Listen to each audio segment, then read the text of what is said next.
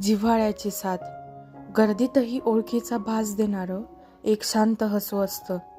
आयुष्याच्या कोलाहलात मनाला सापडलेलं निवांत घर असतं. वेळेच्या प्रवाहात कितीतरी चेहरे किनाऱ्यासारखे दूर निघून जातात, पण काही हात सुटले तरी त्यांच्या स्पर्शाची ऊब कायम राहते.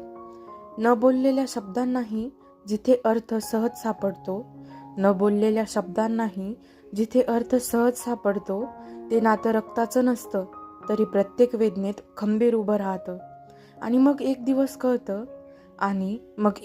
कळतं, मित्र कधीच आयुष्यातून निघून जात नाहीत. ते मनातल्या शांततेचं सर्वात सुंदर कारण बनून राहतात.